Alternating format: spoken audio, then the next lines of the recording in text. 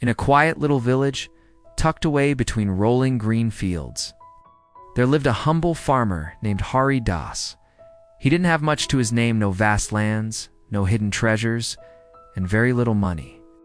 But what he did possess was far more precious than any worldly riches.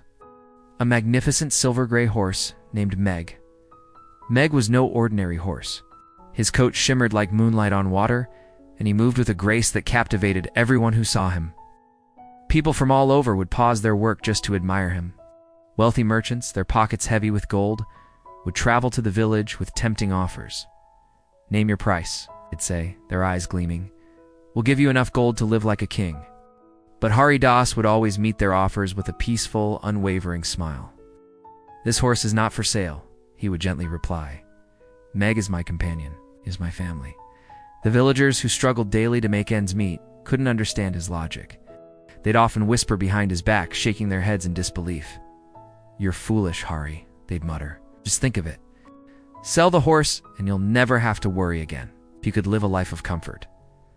Hari Das never bothered to argue.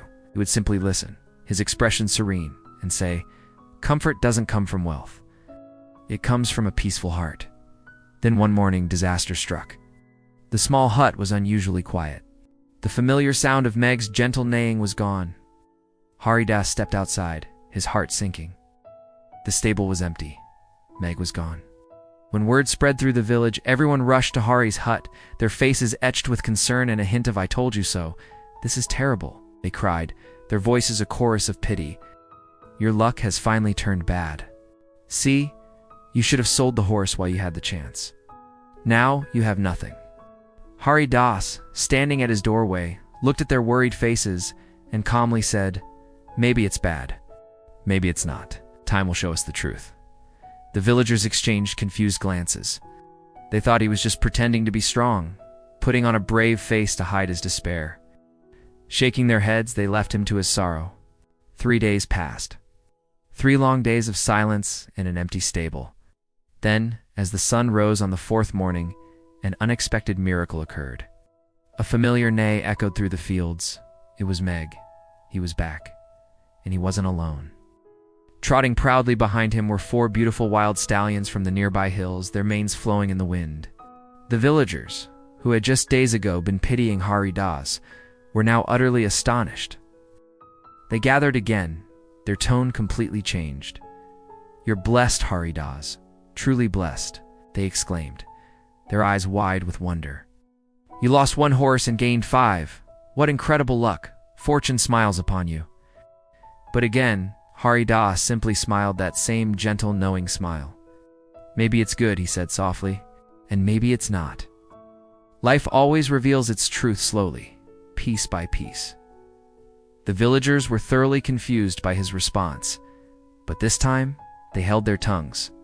Hari Das had a young son named Arav, a boy full of strength and youthful enthusiasm. Seeing the new horses, Arav was excited. He saw an opportunity. "Father," he said, "I will train these wild stallions. They can help us with the farm work, and we can finally prosper."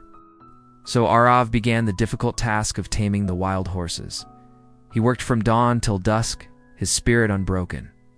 But one afternoon, as he was training the strongest of the stallions, the horse suddenly reared up, startled by a passing shadow. It threw Arav violently to the ground. A sharp crack echoed in the silence. Arav's leg was badly broken.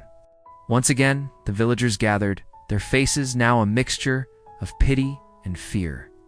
What terrible fate, they lamented. "This is surely a curse. First the horse vanished, then it brought these dangerous animals, and now your only son is grievously injured. This is the worst luck of all."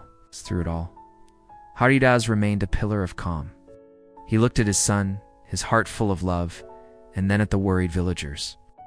Sometimes he said quietly, "Pain is the doorway to something good. Cannot see the whole picture yet."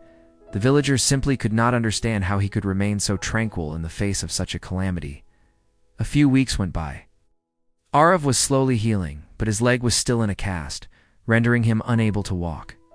Then, dark news arrived. War had broken out in the kingdom. Royal soldiers marched from village to village, going from home to home, conscripting every strong, able-bodied young man to fight on the front lines. Every family in the village watched in tears as their sons were taken away, their futures uncertain. Every family, that is, except for one. When the soldiers arrived at Hari Das's hut, they saw Arav lying with his broken leg. They glanced at him, deemed him unfit for battle, and moved on. Arav was spared. Now a deep sense of shame washed over the villagers. They approached Hari Das, their heads bowed low. "Whoa. You were right, Hari Das," they said softly, their voices filled with regret. "Your son's terrible injury. It protected his life.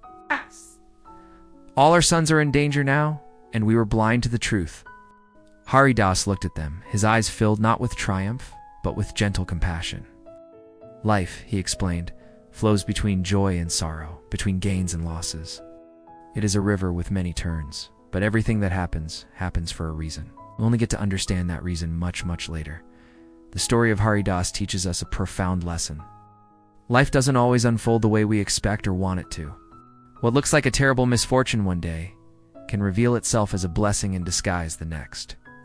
Sometimes the pain we endure is a shield, protecting us from a greater harm we cannot yet see. Sometimes a loss is just making space for something greater to enter our lives.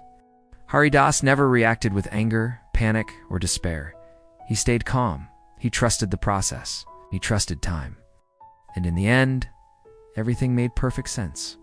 So, the next time you face a challenge or a setback, remember this story.